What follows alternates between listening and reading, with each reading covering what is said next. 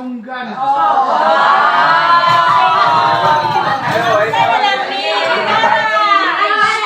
Maganda na lang may kuhan ka ng Kinan Ray. Yung manimugan.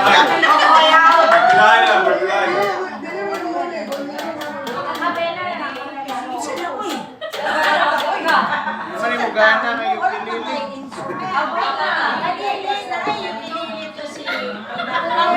Hindi mo gana.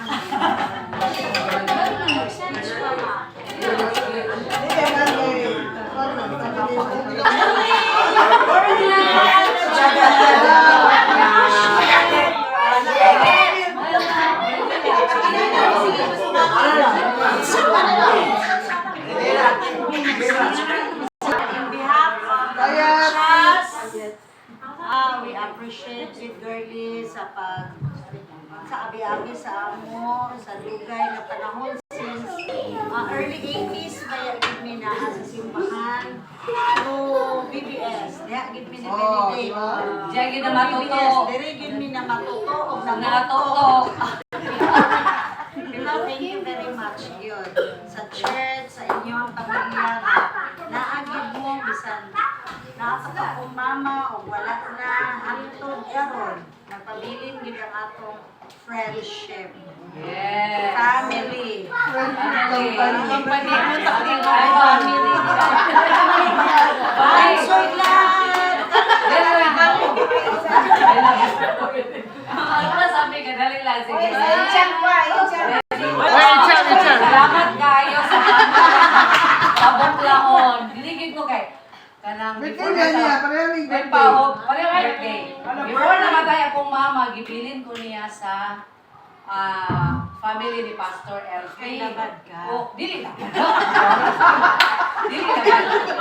Gibilin ko ni mama before siya namatay. So kung wala siguro kong gibilin, amot ka, asa ka ko ipunin karon. Siguro ko kaila sa Ginoo. Ano kaila pero tingali basic na kuan ba ka na nalayo, di ba?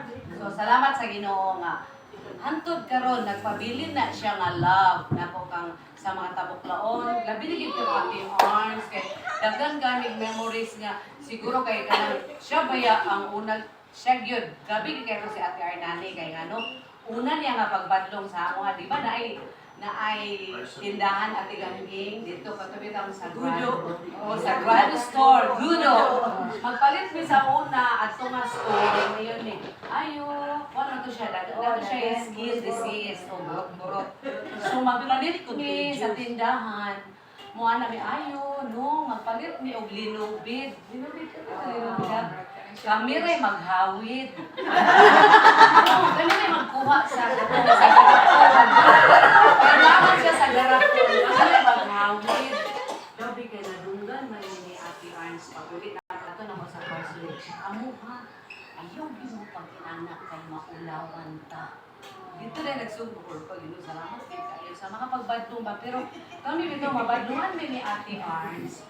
Pero dili sad mi mamasug o masakitan mi pero dili mi mamasug kung mahagas ba nga dili yung simba. Nanay uban nga dili na yung simba kay nabadlungan. Pero kami kay amo siya nga nang among dawaton kay duha mo na mo to siya nga mama. So bisag unsa nga pagpangasaba kay daghan nga pagpangasaba among daghan nga pagpangasaba. Pero masimbag yapon ka pero sa third Masimbag, service ya. na wala na si mama. Third service ang simba. Kato bitaw tayo nga naa sila convention sa Manila. Ako gibiling ni Ate Arn dito sa parsonage. So ako nga ate, ako galuto, ako yung ano. Dahil nga nag-away man ni si Arvid o si the late Von. Nag-away sila.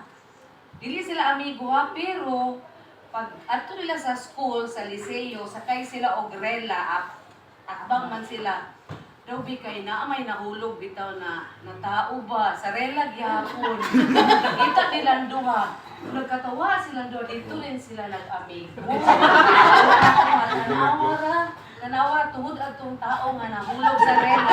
Nag-amigo sila ni Bon. So dagan ko mga experiences bitaw sa pamilya ni Pastor Elfie ni Ate Arnani. Daghan pa gyud dili na nako siguro madumduman. Pero salamat sa Ginoo sa gugma. At ano yung family? Nami kantari pa, tindog ha. Natay kantari ba? Okay.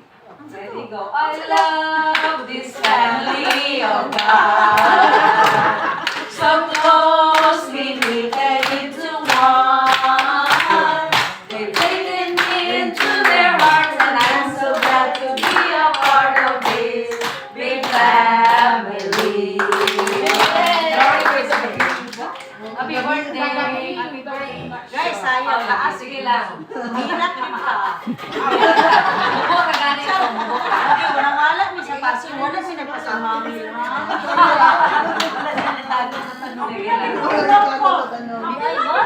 Sayang. Nanulit pa gusto magstorya. Wala.